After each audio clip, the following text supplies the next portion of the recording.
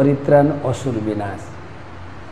তো ছিল কৃষ্ণদাস কবিরাজ গোস্বামী বলছেন এগুলো ভগবানের আনুষঙ্গ কর্ম, এই অসুর মারণ যে লাগি অবতার সে কহি মূল কারণ। এগুলো মুখ্য কারণ না, তা আনুষঙ্গিক কারণ। তো মুখ্য কারণটা কি? প্রেমরস নির্যাস করিতে আস্বাদন, রাগমার্গ ভক্তি লোকে করিতে প্রচারণ। যে ভক্তের সঙ্গে ভগবানের প্রেম বিনিময়, সেইটা আস্বাদন করার জন্য আমি আসব। আর কেন না, আর রাগমার্গ ভক্তি জগৎকে শেখাও। পরম করুণ কৃষ্ণ রসিক শেখর কৃষ্ণ পরম করুণ, এই দুই হেতু হইতে ইচ্ছার উদ্গম। যেহেতু কৃষ্ণ হচ্ছেন পরম করুণাময়, জগৎকে রাগ ভক্তি শেখাবেন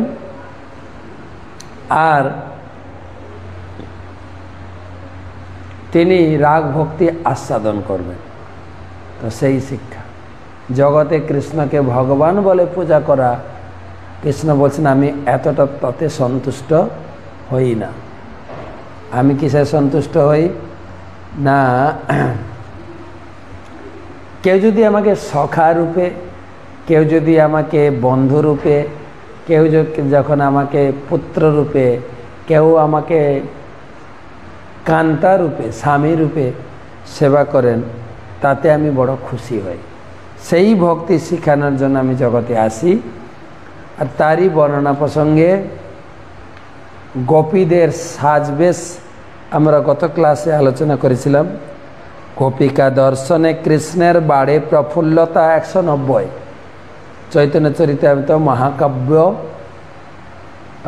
আদিলীলা চতুর্থ পরিচ্ছেদের 190 শ্লোক থেকে পাঠ করছি। গোপিকা দর্শনে কৃষ্ণের বাড়ে প্রফুল্লতা, সে মাধুর্য বাড়ে যার নাহিক সমতা। গোপিকাদের দর্শন করে, কেন গোপীরা খুব সেজে গুজে এসছে, নিজেকে শৃঙ্গার করেছেন, বেশভূষা গয়না গাটি, শরীরের আভূষণ, বা আপনারা এখন বলবেন যে মহিলাদের ফেসিয়াল, এসব কিছু এত সুন্দর সাজগোজ হয়ে এসছেন। আর কৃষ্ণ তাদেরকে দেখে খুব খুশি হচ্ছে। আর গোপীদের বাসনা আছে কৃষ্ণকে খুশি, আমি সেজে গুজে গেলে কৃষ্ণ খুব খুশি হবে। আমার দর্শনে পাইল কৃষ্ণ এত সুখ, এই সুখে গোপীর প্রফুল্ল অঙ্গমুখ। কৃষ্ণ গোপিকাদের দর্শন করে খুব খুশি, বা কি সুন্দর সেজে এসছো।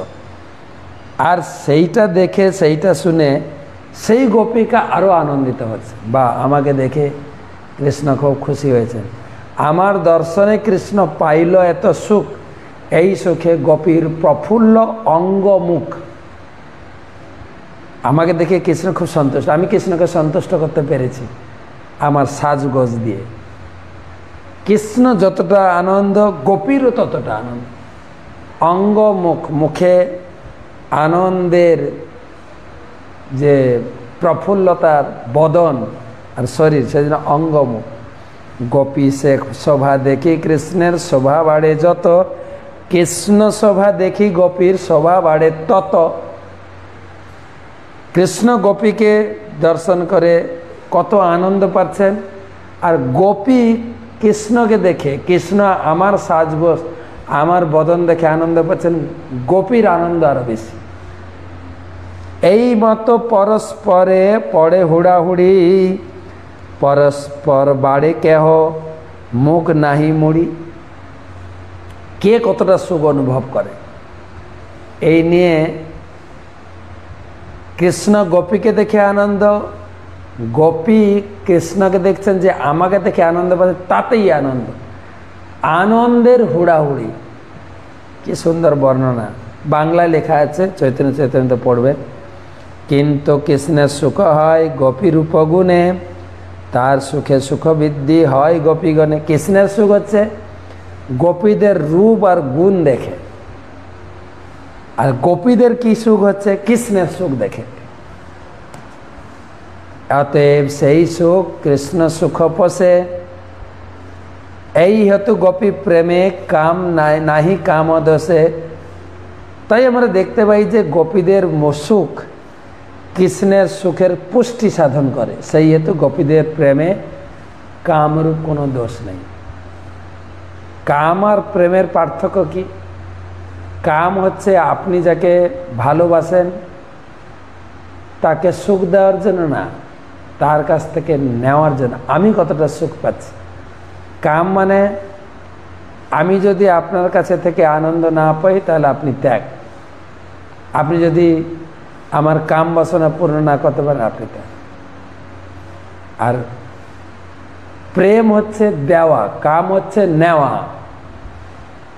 ঠিক আছে, যেরকম আমাদের সব মন্দিরে আমরা পূজা করি হিন্দুরা, ঠাকুর আমাকে দাও, ঠাকুর আমাকে দাও, আমার ছেলের পরীক্ষা, আমার ছেলের চাকরি নেই, আমার ঘর বাড়ি নেই, আমার স্বামীর শরীরটা ভালো করে দাও, দাও দাও দাও। আর এটা মহালয়াতে শেখাবেন, মা আসবেন, আগে থেকে কি চাইবে মুখস্থ করো। ধনম দেহি জনম দেহি রূপম দেহি যদ দেহি। মা তুমি দাও, ধন দাও, জন দাও, রূপ দাও, চাকরি দাও। আমাদের গ্রামের দিকে ইয়াং ছেলেরা মুখস্থ করত, মা প্যান্ডেল কে, মা তুমি দেখা দাও না হলে টাকা দাও, মা তুমি দেখা দাও না হলে টাকা দাও, দাও দাও দাও। কিন্তু প্রভুপাদ শিখিয়েছে না, ভগবানের কাছ থেকে নেওয়ার আগে ভগবানকে দাও, মন্দিরে যাও, ভগবানকে দাও, ভগবানকে দাও, ভগবানকে দাও, শুধু ভগবানকে দেবে। তাই আমাদের পরম পূজ্য শ্রীমৎ ভক্তি পুরুষোত্তম মহারাজ তিনি বলেন, সারা দুনিয়ার মন্দিরে ঠাকুর হচ্ছেন দেনেওয়ালা ঠাকুর, যে যা চাইবে দেবে। আর ইস্কনের ঠাকুর হচ্ছে লেনেওয়ালা ঠাকুর, নেব নেব। হ্যাঁ,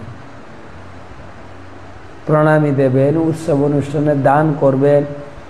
এই জন্মাষ্টমী গেল, রাধাষ্টমী গেল, সামনে কার্তিক ব্রত, দাও দাও, অন্নকূট, গিরি গোবর্ধন পূজা, দাও দাও দাও।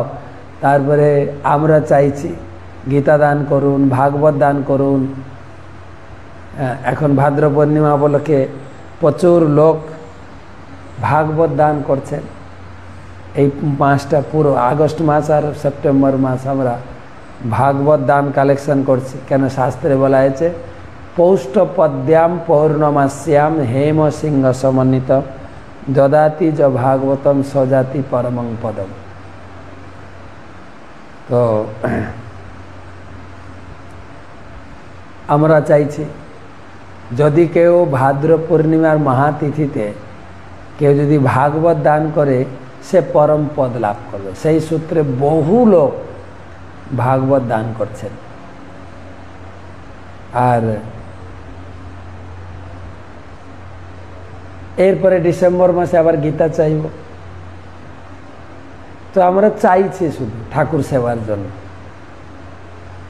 আর বাইরে ঠাকুরের কাছে লোকে গিয়ে চায় তুমি আমাকে দাও, আর ঠাকুর চাইছেন।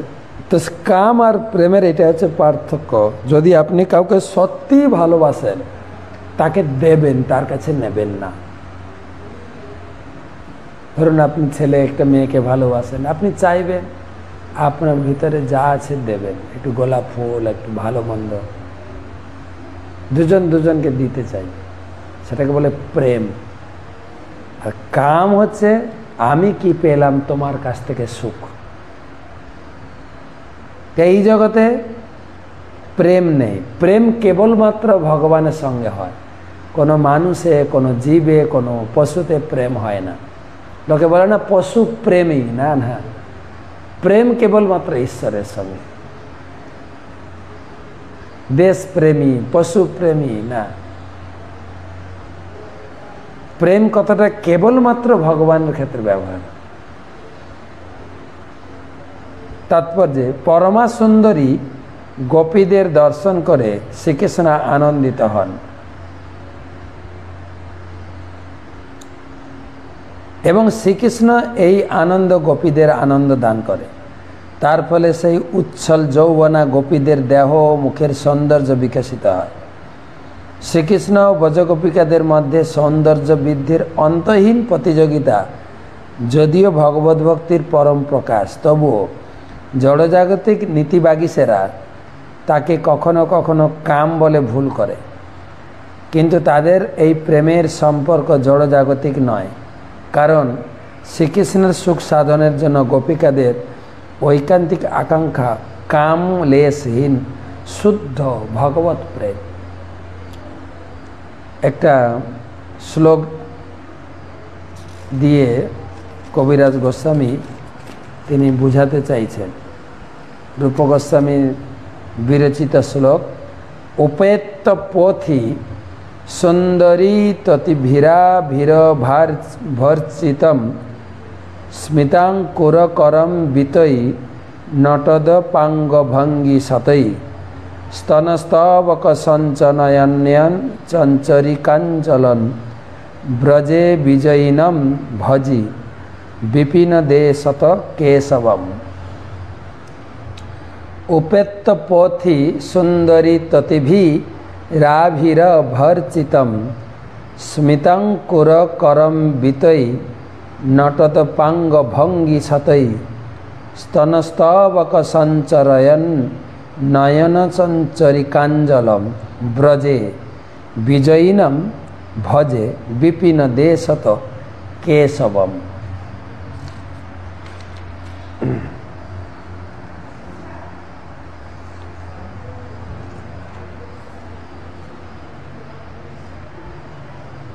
রূপ গোস্বামী স্তবমালার কেশবাষ্টকম থেকে শ্লোকটি নেওয়া। বন থেকে ব্রজে ফিরে আসছেন যে কেশব, তাকে আমরা ভজনা করি। তিনি স্মিতহাস্য নট্যশীল কটাক্ষরূপ শত শত ভঙ্গিমার দ্বারা প্রাসাদের ছাদের উপর থেকে ব্রজগোপিকাগণ কর্তৃক পথিমধ্যে পূজিত হয়েছেন। সেই গোপিকাদের স্তন স্তবককে ভ্রমরতুল্য তার নয়নের প্রান্তভাগ বিচরণ করছে। আর এক গোপী প্রেমের স্বাভাবিক চিহ্ন যে প্রকারে হয় প্রেম কামগন্ধহীন। গোপী প্রেমের আরেকটি স্বাভাবিক চিহ্ন হচ্ছে তাতে কামের লেশ মাত্র নেই।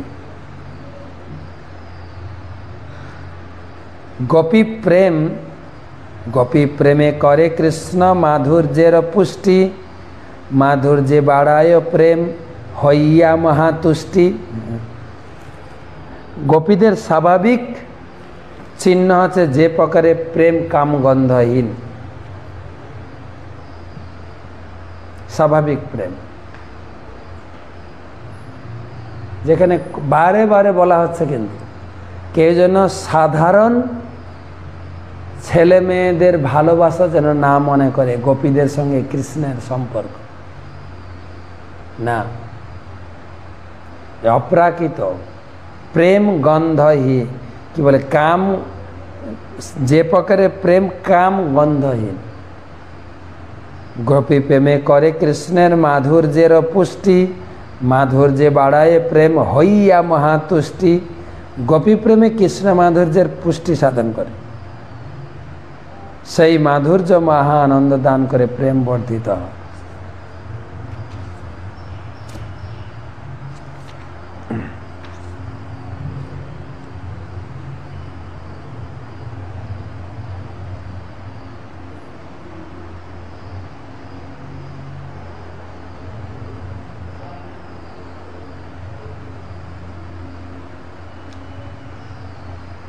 একশো 99।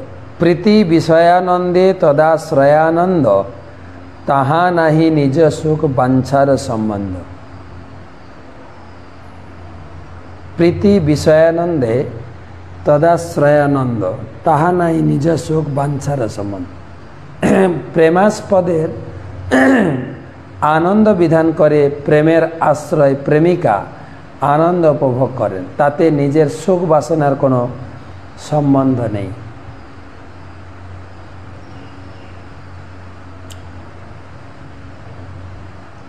নিরুপাধি প্রেমে যাহা তাহা এই প্রীতি তাহা এই রীতি, প্রীতি বিষয় সুখে আশ্রয়ের প্রীতি নিজ প্রেমানন্দে কৃষ্ণ সেবানন্দ বাধে সে আনন্দ প্রতিভক্তের হয় মহাক্রোধে।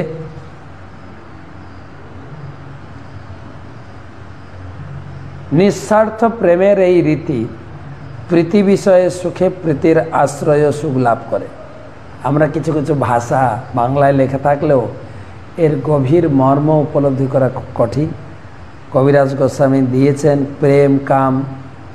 আমরা যেহেতু কামের স্তরে আছি, প্রেম জিনিসটা আমি আপনাদের বোঝাতেও পারবো না, শুধু পড়ে সন্তুষ্ট হয়ে থাকি। পূর্বে উল্লেখ করা হয়েছে প্রীতির আশ্রয় হচ্ছেন গোপীগণ এবং প্রীতির বিষয় হচ্ছেন শ্রীকৃষ্ণ। প্রীতি বিষয়ের আনন্দে আশ্রয়ের আনন্দ। এই রকম আনন্দ সমৃদ্ধিতে গোপীদের নিজেদের সুখ ভোগের কোনো বাসনা নেই। তাদের আনন্দ শ্রীকৃষ্ণের আনন্দের উপর নির্ভরশীল। অহেতুকী প্রেমের এই হচ্ছে রীতি। এই ধরনের শুদ্ধ প্রেম তখনই সম্ভব হয় যখন প্রীতি বিষয়ের সুখের প্রীতির আশ্রয়ের সুখ। সেই ধরনের নিষ্কলুষ প্রেমে নিজের প্রেমানন্দকে কৃষ্ণ সেবানন্দের প্রতিবন্ধক বলে মনে করেন এবং তখন সেই প্রেমানন্দের প্রতি ভক্তের মহাক্রোধ হয়। অনঙ্গ অঙ্গস্তম্ভ্যারম্ভ্য মুত্ত অঙ্গ অন্তং প্রেমানন্দ্যং দারুকনাভ্যনন্দত কংসারতে বীর কংসারাতের